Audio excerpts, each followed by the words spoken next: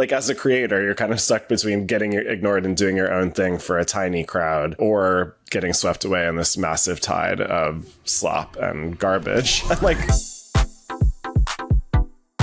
back in the early days of the internet, social media offered a space where anyone could casually share thoughts, fleeting moments, and observations about the world. Casual posting was the norm, and the online world felt spontaneous and personal. But lately, that culture has disappeared. It's been replaced by highly curated influencer content, manufactured viral slop, and it feels like everyone is just posting less. Kyle Chayka is a writer at The New Yorker, and he recently explored this phenomenon in an article titled, "Are You Experiencing Posting Ennui?" He joins me to talk about the death of casual posting online and what this shift says about the future of the internet. Kyle, welcome. Thanks for joining me. Thank you for having me. So what made you want to write this article about posting ennui? And can you kind of describe this phenomenon? I mean, I wanted to write an article about posting ennui because I was feeling it myself. Posting ennui is not a phrase that anyone was using in particular. This is my own sense of just being apathetic about posting, like feeling this aversion to putting stuff out there, not feeling like I was getting as much back when I did post things, and just feeling a little bit alienated, I guess, from the normal social media feeds. And I think lately, as I've thought about posting my breakfast or, what I eat for dinner or those kind of cliches of social media, I just have felt like there's no place for that anymore. And I wanted to explore that and see if anyone else is feeling the same thing. And it turns out they definitely are. When Twitter started, I feel like there was this whole meme of like, no one wants to see what you had for lunch. And that was used really in the late aughts and early 2010s sort of as this argument against social media, where it was like, who cares about the silly, mundane aspects of your life? And it turned out a lot of people did. And I feel like for millennials, a lot of the day-to-day posting is kind of what helped birth the rise of social media. Yeah, that's what I was recalling in this piece. I mean, I was thinking back to 2009 through 2011, say, and that era when it actually felt new and different to post a photo of your lunch online. Like, as you say, that was the cliche. That was the aspersion that you cast. That was the insult, like, stop posting your lunch because no one else cares. But actually that kind of mundane material and just like the everyday content of your life, that's what makes social media what it was, at least. Like, it's everyone throwing out their random thoughts and making stupid jokes and posting the funny thing that they saw or the funny thing that their pet did. And that's kind of what made it fun. I want to kind of walk through how social media changed. So if, the social media of the late aughts and early 2010s was defined by this like casual posting and documenting everything, even the like mundane aspects of your daily life, like how did things change as the 2010s progressed, and how people use social media change? I think at first we were kind of making up a new format, right? Like suddenly we were in this real-time feed of millions of different people posting all the time. And we were like figuring out how to interact with other people and what might be interesting to other people. So at that point, everything felt fresh and new. Like we're doing this grand experiment together. Then I feel like over the course of the 2010s, like let's say by the mid 2010s, that kind of fossilizes and that insult emerges. Like, why are you posting photos of your lunch? No one cares. Because I think social media, it started to become more politicized in a way, like certainly by the 2016 election. I actually want to dig in on that year specifically, because 2016 is also when Instagram launched stories. And I feel like the rise of ephemeral content kind of weaned people off posting, because you used to have to post, you'd have to do a hard post. If you wanted to share a picture of your lunch, you were hard posting that on Instagram, which feels crazy now. And then I feel like there was Snapchat and Instagram stories really in 2015 and 2016. And you started to see the boomerangs and a lot of that posting behavior moved to more ephemeral formats. For sure. I mean, I think to me, posting in this article is all kinds of posting. It is about Twitter and Tumblr and Instagram and Snapchat in that era. And I feel like, as you were saying, during that time, everything was a hard post. Everything went to everyone. You kind of had to accept that if you were going to post banal stuff, it had to sit right next to things that were really important or things that mattered. So then when Snapchat pioneered that format of the disappearing post and more posting moved to less visible spaces, let's say, then I think people got more used to hiding those banal moments or controlling more closely how those banal moments reached people. Also, there was this concept really kind of later in the 2010s of keeping a short Instagram grid. There was like trend articles written about this, like Gen Z doesn't keep a long Instagram grid or whatever. But it seems like people also started to sort of change their ideas around privacy and kind of like the digital footprint that they had amassed. Yeah, I wonder if that change is kind of about thinking of social media as an archive of your life and like an ongoing record, and that shifting to social media being a curated picture of your life at a given moment. Like, I don't know, on Facebook in the early days, it was just kind of everything you had ever posted and every like relationship change since you were 16. Like, we've kind of lost that sense of social media, and now your social media account is like your LinkedIn in a way. It's like your lifestyle portfolio. It represents you. And so you curate it more and you worry more about what it looks like as a whole. What role do you feel like algorithmic feeds played in all of this? Because 2015, 2016 is also when we started to see like algorithmic feeds, but really, I think they've accelerated in the 2020s. Do you think part of it is also just like posting the more mundane stuff? Like that stuff just does not rank well in the algorithm and it kind of feels like pointless. Like it's so embarrassing to post something benign, I don't know, about like your daily life or something silly and it gets like no engagement. You're like, why did I even post this? I think it has to do with how algorithmic feeds disconnect you from your audience, actually. Like before the algorithmic era, you kind of knew who you were talking to on the internet. You had a sense of who the like 100 or 200 followers who actually mattered to you were. Like you knew your tweet would reach them or you knew your Instagram would be seen by your friends. And I think the gamble of algorithmic social media was just that we rely on the algorithm to show us stuff we're interested in rather than choosing who we're interested in seeing posts from. And so that means that you don't know who you're reaching. And you also don't know who you're consuming. Like in the algorithmic feed, you're getting posts from random people from accounts you don't know.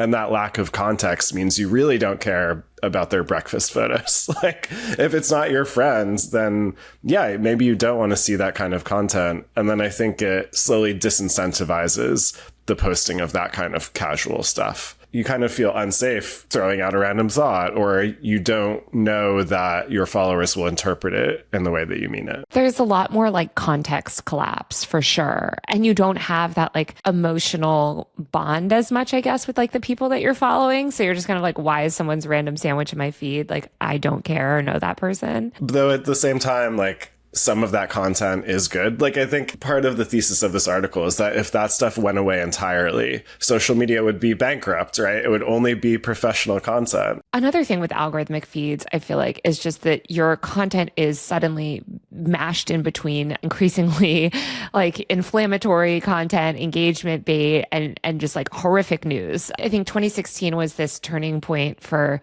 politics online. Obviously, Trump's election made people a lot more political throughout the 2010s. And you talked in your piece about, I think it was one girl saying like, I feel kind of awkward sharing my benign like daily life now when there's just the whole internet is just full of atrocities. So is it just like that our world is so miserable that this stuff seems trivial? There's now no separation between the trivial and the horrific, right? Like your breakfast photo sits right next to footage from Gaza or news about more weapons going to Ukraine, or you name the horrible thing that's going on, the ICE raids in the United States. So it does feel weird or awkward or just like bad to put your own random thoughts next to those things. But I mean, feeds have been drifting that way for a long time, right? Now there is that whole context collapse. There's no differentiation between any kind of content. It all just exists in this huge real-time stream of multimedia. That is alienating the normal user from wanting to post their life when it has to sit next to this horrific imagery. It feels awkward and kind of insensitive almost to post. Yeah, and as I was researching this article, I did just put out calls on social media just to be like, how are you feeling about posting these days? And I was actually surprised at how many people got back to me with that answer.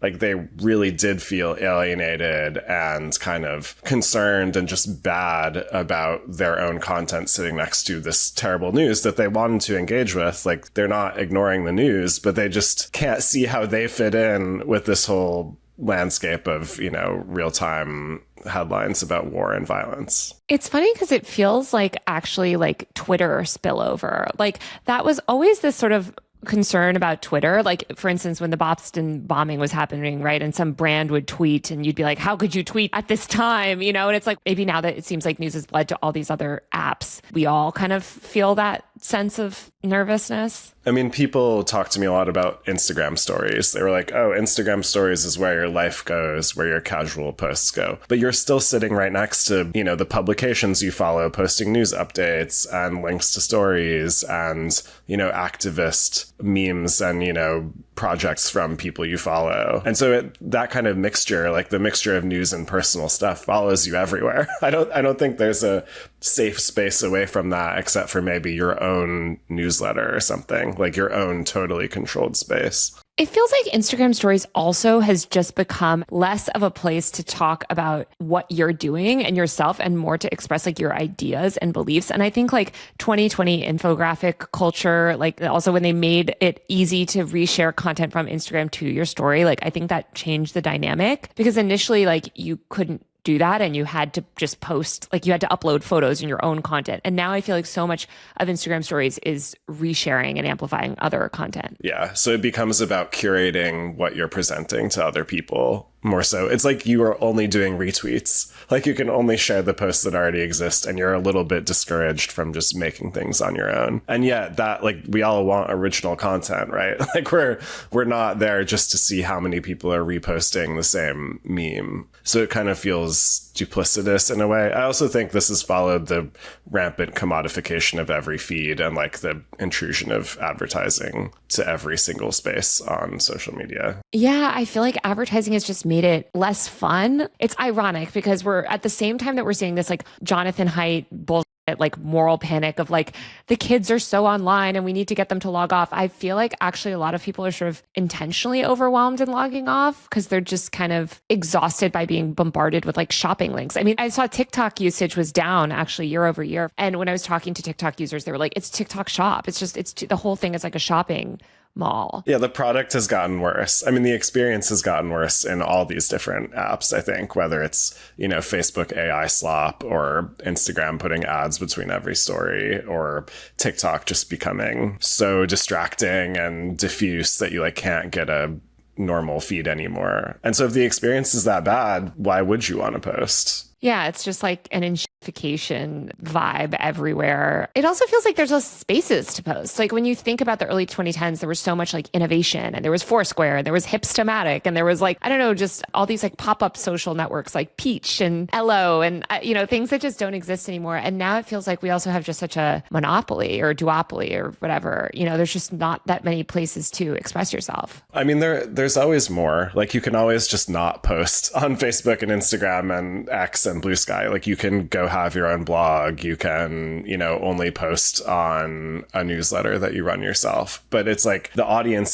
still hasn't totally exited those mass spaces. Like as a creator, you're kind of stuck between getting ignored and doing your own thing for a tiny crowd or getting swept away in this massive tide of slop and garbage. And like neither option is that appealing. Well, I'm curious kind of like what role content creator culture plays in all this too. Because there are also at the same time that like average people, I agree with you, are sort of feeling posting apathy, posting less casual stuff. Like we're also seeing the professionalization of social media. And I wanted to share some stuff from a recent event. And I was like, God, you know, I feel like I have to edit it into some cinematic reel or people are going to be like, what is this crap? You know? So like, I don't know if you talk to anybody or if they ever talked about that pressure too, of just like the production quality feeling, you know, going up. I mean, I think everyone feels not the barrier to entry really, but just the standard of what is a good post gets higher and higher. And so it's not just a nice still photo. It's not just a good selfie. It's like a good video, a well-edited video with the right soundtrack, you know, engaging with the right meme at the right time. And so it just feels like there's more hoops to jump through and like more boxes to check to even put something out there. And I think, I mean, creator culture is a response to this in a lot of ways, I think. Like in this morass of stuff, we gravitate toward individual people and voices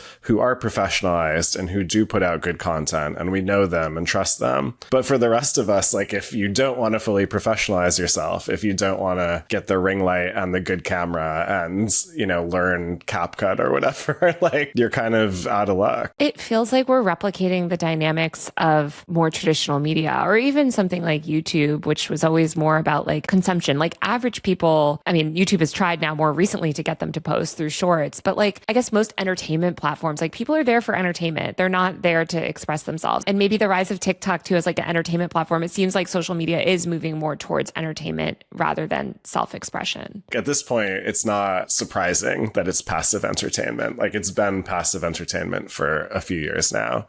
And I think what struck me while writing the piece was just like, that's a huge contrast from where we were at in 2011, 2012, when the whole ideology almost was that everyone should post. Like, we should put our lives online. It'll be great. Like, we'll all share these moments and information and thoughts, and it'll lead to something amazing. And that obviously didn't, that didn't totally work out. But now we also have this other hellish environment in which we all have to look perfect and act perfect and comply with algorithmic aesthetics. And that's not fun either. That's not fun. That almost feels worse. And I do feel like we've lost something by losing the casual posting. Like, can you talk about kind of that aspect of it? What have we lost? It's this beautiful dream of the amazing random tweet. Like, what I just remember is like some days on Twitter, the tweet of the day would just come from nowhere. It would come from an account with like 200 followers. And it was just someone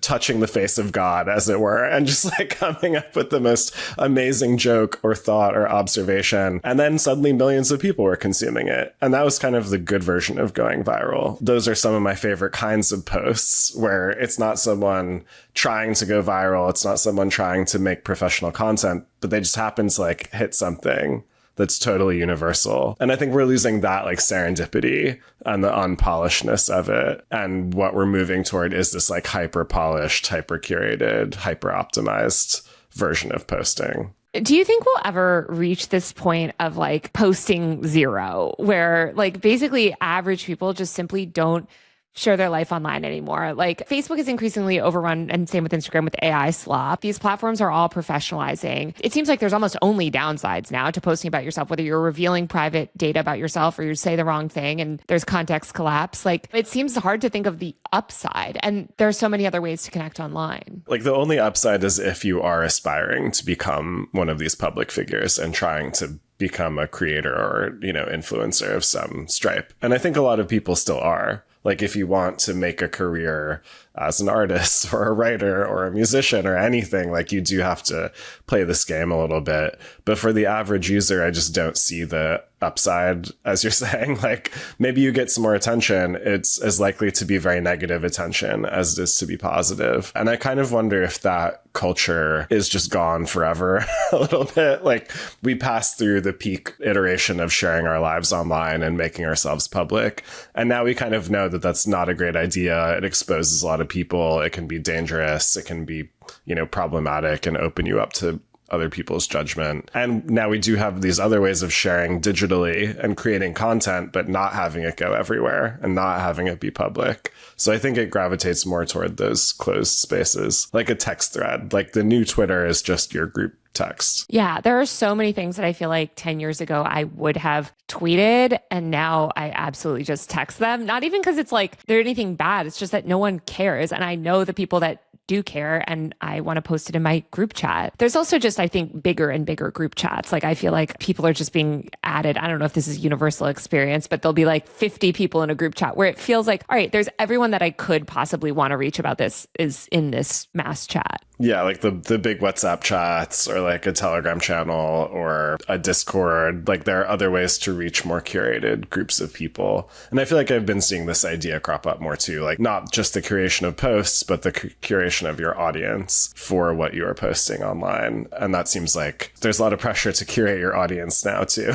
Because if you don't curate your audience well, you could be texting Jeffrey Goldberg about your war plans or whatever. How do you think the social media companies are reacting to all of this? Because they relied on people sharing all of this sort of mundane content to keep people engaged, to keep people to monetize. So, I mean, some of them obviously are pushing us all into more content creation, like Reels has bonuses now and everyone's pressured to be a creator. But are they doing anything or making any design changes to encourage casual posting? It's a good question. I mean, I bet they will, like, as this problem becomes more dire. Something like Be Real seemed to present a solution, right? Like, that was an invitation to post something really casual in real time. And no one was going to judge you if your Be Real was not perfect, because it was never supposed to be perfect. But that kind of petered out, obviously. I feel like what they're shifting more toward is just AI slop. Like Mark Zuckerberg saying that, oh, you have 2 real friends, like we're going to give you 10 AI friends. And the automated content is going to fill up your feed rather than other humans posting casually because they want to share something in their life. Well, that feels like we're losing like the humanity of the internet, kind of. The robot internet has been a conspiracy theory for a while, I guess. But on social media, it's more literal, right? Like there's more AI bots, there's more automated content, there's more just dry corporate stuff on there. And so you are losing that person-to-person connection. And it's going to places like Substack or a Discord chat. How do you think this is affecting people's mental health or perception of the world? Because I do think like one thing that I loved about early social media was this like peek into people's lives that wasn't so curated. It wasn't the day in my life videos. It wasn't the like super like formatted content. And I think we're just getting a lot less of that now, obviously. So I'm wondering what you think the ripple effects are on the users. Yeah, it did feel more real, I guess,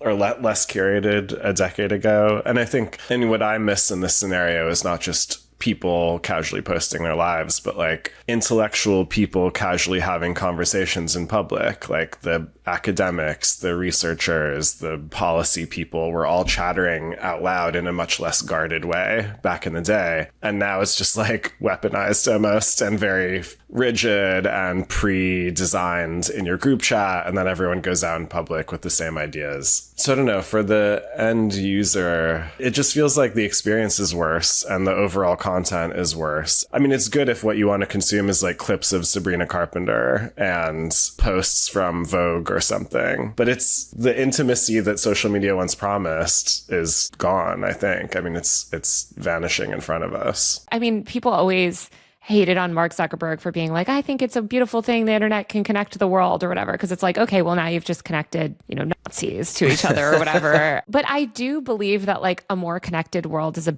better world overall. Like it seems like a net positive that we can find people that are interested in the same things that we're interested in. Or like you said, I mean, I think like when we talk about the death of casual posting, it's important to remember that it wasn't just sandwiches. It was like casual intellectual conversations and casual like expression of ideas. And now, I mean, I guess we still have that casual expression. It's just that like the worst ideas are the ones, it's like fascist casual ideas are what's, you know, cryptocurrency schemes. Like, yeah. I mean, if you think about where the major social networks have gone, like Facebook is bad, as we've said like 4 times. Instagram is really crowded and commodified.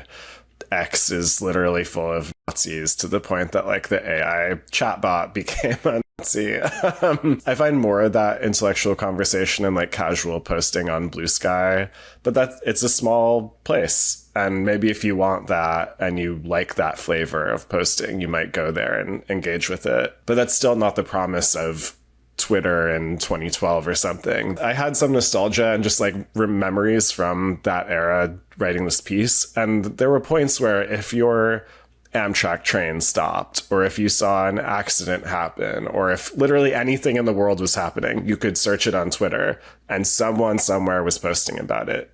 And that is not the case anymore. You can't rely on this idea that someone somewhere is posting about something all the time. You know, you mentioned Blue Sky, which somebody described one time as like methadone for like millennial Twitter addicts or something.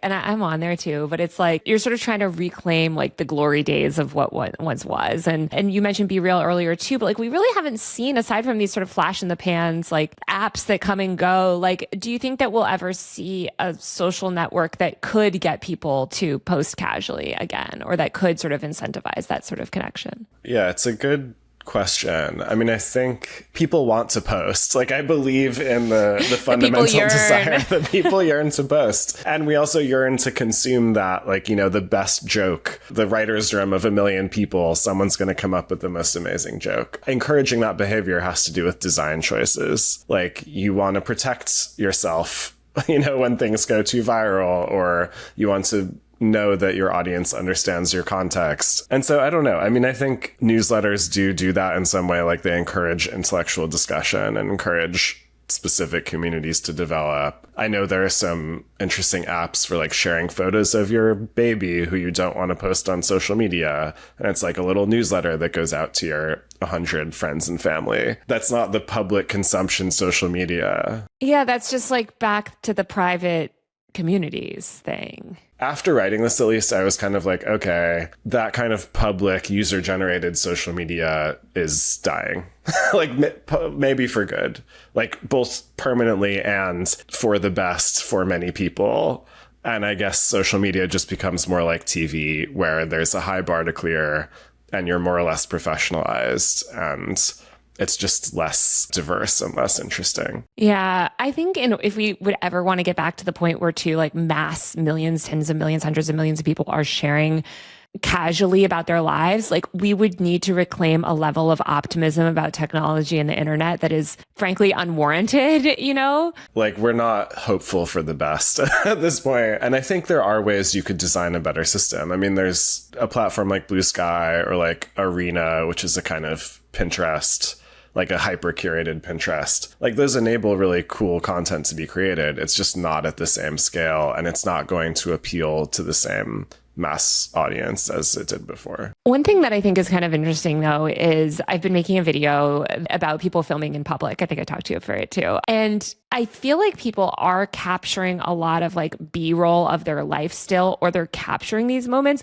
and they're just keeping it on their camera roll, or they're maybe like they're getting it together to package in a year-end, you know, video or whatever. It doesn't seem like we've stopped documenting things. Like, people, I think, like, if you make a nice meal, you still feel that urge. Maybe this is a millennial trait to like take a picture of it, but we just don't share it. Do you think that that will eventually stop too? I mean, it is really funny, as you're saying, like, documentation is going up even as like posting is going down in a way, because we just have this thirst to document almost even more so than to share. Like, I still take photos of everything, even though I don't post that much on Instagram. And I kind of enjoy like scrolling through my own Google Photos archive and being like, oh, what happened to me on December 3rd, 2021? And that's like an interesting record of your own life. So I think that urge to document doesn't go away. But I do wonder what form it takes in the future. Like, is it AI curated montages of your life that you then share with your friends or like send out as a Christmas card, essentially? I think of this moment back in 2012 when Facebook rolled out Timeline, which so many young people are probably too young to even remember. But before Timeline, it was actually really hard to like scroll back. There was no like memories feature. Like, you couldn't really like view your past content easily. And Facebook completely redesigned their app in order to make it easier to kind of like mine your past. And this is also when they started to resurface old memories to you. And I wonder if, as we're just like documenting more in private, that like iPhoto will do that. We already do get like, on this day, you know, so-and-so, like on Google Photos and iCloud. But just with the rise of AI, it seems like we could get a lot more kind of like specific curated memory moments, Memories I guess, of our own life shown back to us. I mean, that is like a piece of wholesome content in a way. It is interesting to see what you documented about your own life. But then the creepiness of AI doing that, like, I would immediately be scared that it was making up my own life or like, you know, showing me things that didn't happen or whatever. It would be weird. Hopefully it would only use your own content and not be making up AI generated content of your life. But I do think that like the way that AI recasts content is interesting and can change kind of the narrative of how you viewed things. I mean, we all are familiar with like the apps, like bringing back a photo of your ex or something. And you're like, that was actually a terrible memory, or like someone died. But I was thinking of this recently where I had moved to Baltimore. The Google Photos made me one of those like videos or whatever. And it was such a happy video and it was such a stressful move and it was kind of miserable, but reconsuming it like kind of changed my memory of it almost. And so I just do wonder like what role technology will play, like as we're documenting more and more, especially with like Meta smart glasses and all these other things, like how we'll sort of re-see our life. It feels like that Black Mirror episode. Yeah, well, I mean, in an interesting way, social media was about packaging your life. Like it was about assembling images and clips and like presenting a view of your life to the world. And now you can have AI do that for yourself. And I don't know, maybe you would share that. Maybe there's like timelines of that kind of stuff. But I don't know, something about it feels like narcissistic. And like the interesting thing about sharing random moments on Instagram or Twitter was that like there was a limit, like there was a frame to fill, there was a context in which other people were doing the same thing. And I think until we have that like communal experience, we won't all jump into doing it again. Remember all the moral panic though in the 2010s about how like social media is leading to narcissism and like millennials can't stop posting. Well, now people have stopped posting. Well, Kyle, thank you so much for joining me to chat about all this stuff. Yes, this was fun. We'll have to see where social media goes next if it's not our own random life moments. I think we should bring back casual posting, maybe reclaim it. I think we should. Yeah, we need to all do it and be the kind of post you want to see in the world, as Gandhi or whoever said. All right, that's it for the show. Don't forget to subscribe to my tech and online culture newsletter, User Mag. That's usermag.co, where I write about all of this stuff and more. If you like the show, give us a rating and review on Apple Podcasts, Spotify, or wherever you listen. You can watch full episodes of Power User on my YouTube channel @Taylor Lorenz. Thanks for watching, and I'll see you next week.